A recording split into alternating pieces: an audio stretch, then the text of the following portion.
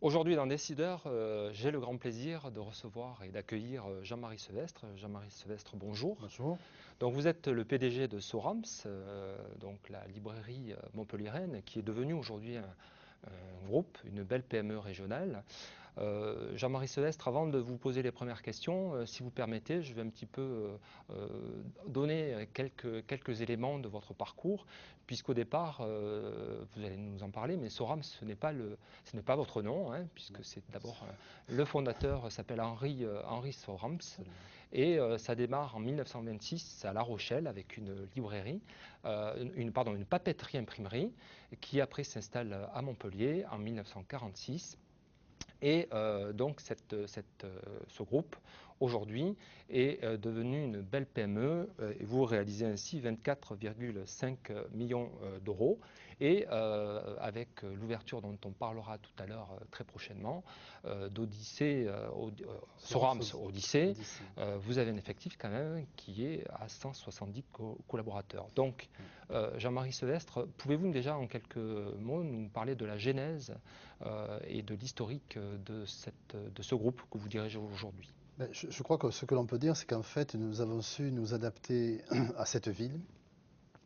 Et dire s'adapter à la ville, c'est s'adapter depuis les années, depuis l'après-guerre, donc, et profiter de l'évolution de la ville pour faire évoluer l'entreprise.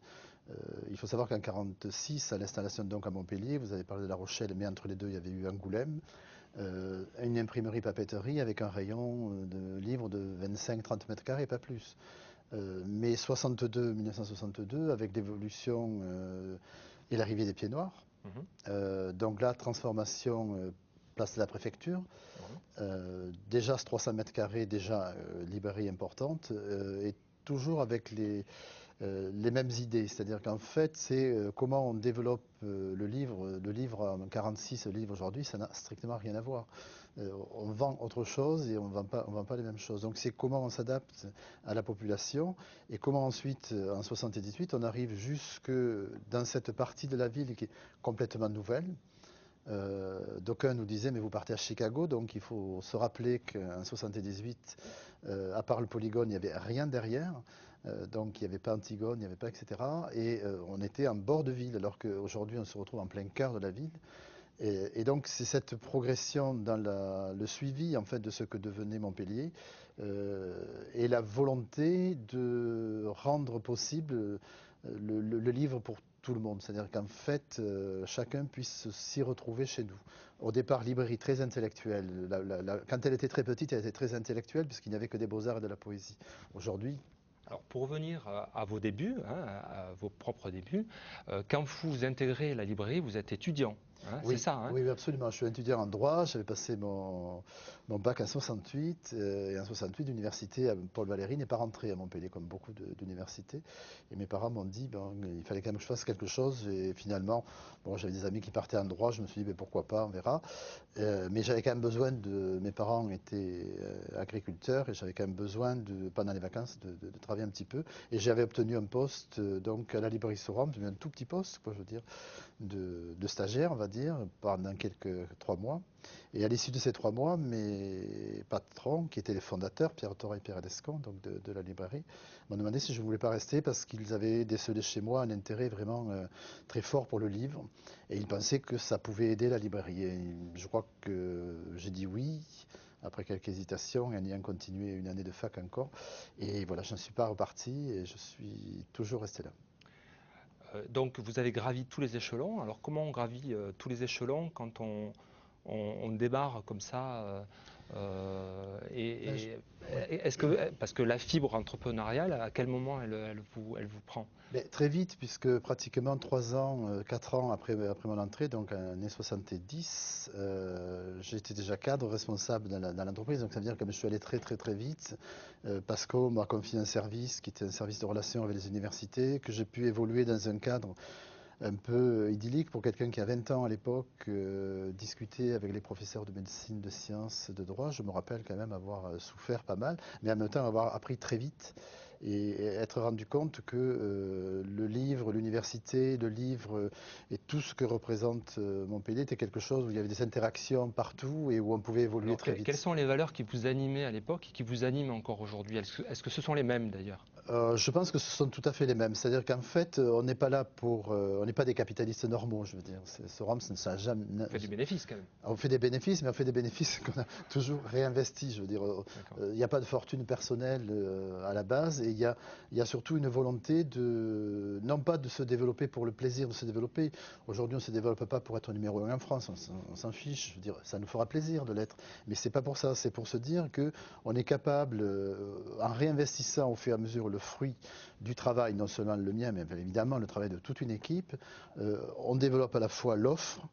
On développe la qualité des personnes qui travaillent avec nous et donc on tire tout le monde vers le haut et en même temps derrière, l'idée était qu'on pouvait aussi tirer la population vers le haut parce qu'on pourrait faire des comparatifs avec les autres villes de France et ce qui s'est passé et je vous assure qu'on n'aurait pas à rougir face à Bordeaux, Toulouse et Montpellier qui sont trois villes aujourd'hui emblématiques de la librairie française. Donc vous êtes d'ailleurs vous-même le deuxième libraire indépendant de France, hein, Derrière Mola qui est à Bordeaux, qui est à effectivement. Bordeaux.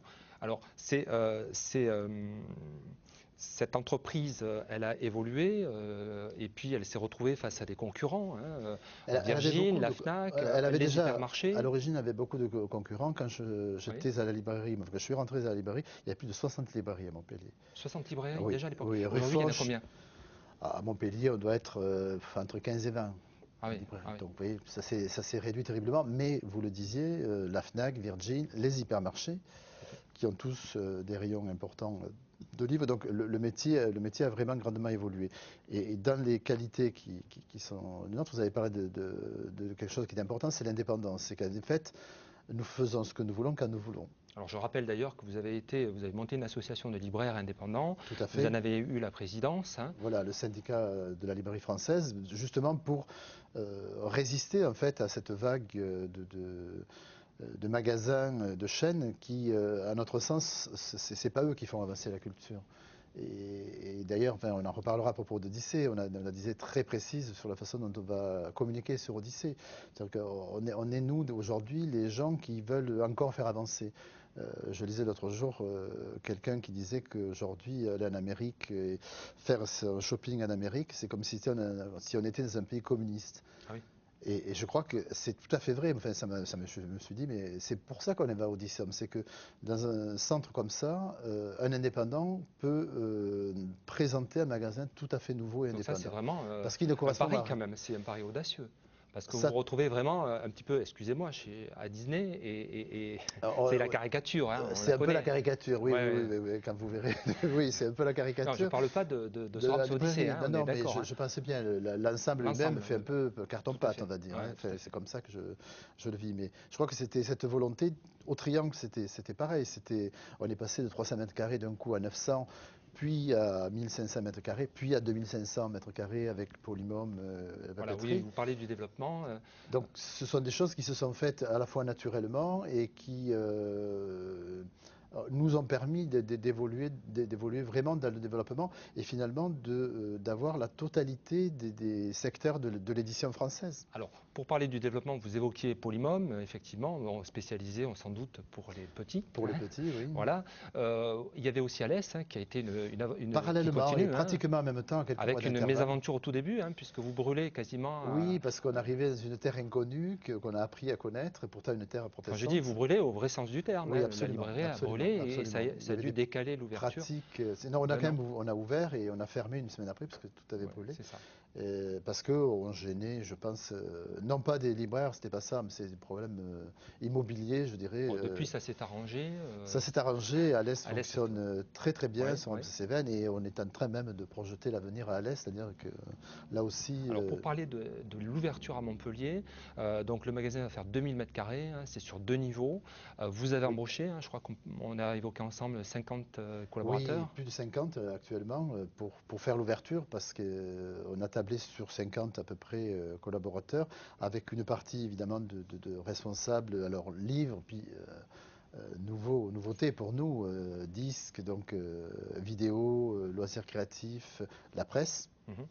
euh, Donc parce on que mettra Je connais les magazines qu'on pourra mettre chez vous alors. Voilà, Hein? et puis on mettra même, je crois, un distributeur matinal qui nous permettra d'ouvrir avant l'heure, parce D'accord, que très bien. justement, pour que les gens Très aient bien. la presse.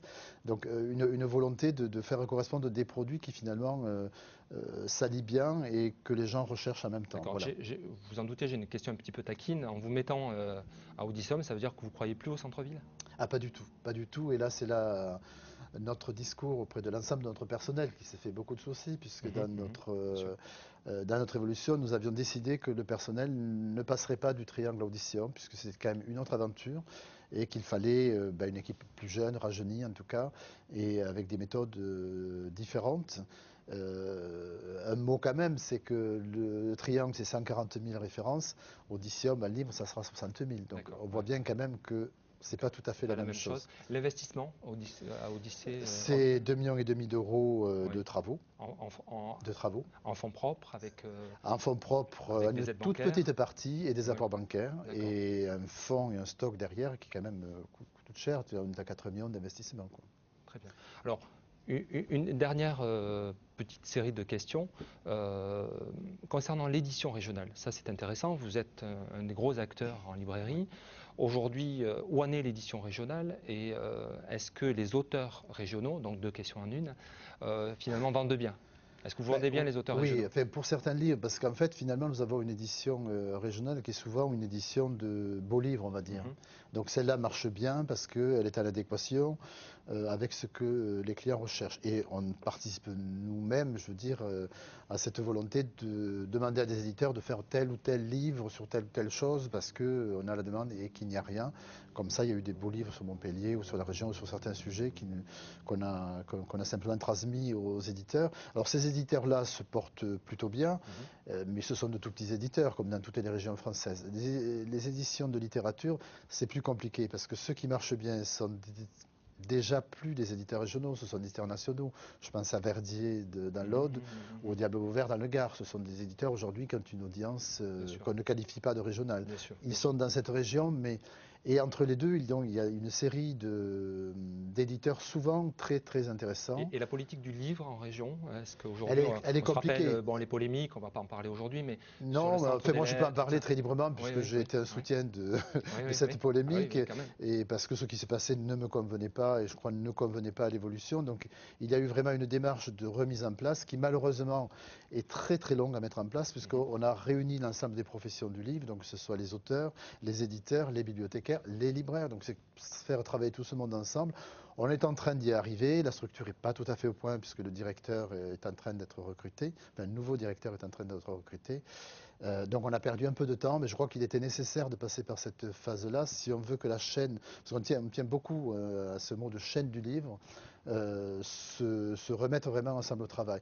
Et il y a d'ailleurs quelque chose de très significatif, c'est que nous, syndicats de libraires à Paris, aujourd'hui, et c'est précisément aujourd'hui, on change complètement de quartier pour aller habiter en quelque sorte à l'hôtel de Massa, qui est le siège des auteurs. Donc ça veut dire que les libraires et les auteurs se réunissent aussi. Donc je crois que cette politique-là, elle sera bonne, mais il faut que tout le monde vraiment travaille dans le même sens. Très bien. Mais écoutez, Jean-Marie Sedestre, je vous remercie. Et on a vu qu'en tous les cas, votre belle entreprise ne connaissait pas la crise. Et Ben, en tout cas, on essaie d'y faire face. voilà, très bien. Merci beaucoup. Merci à vous.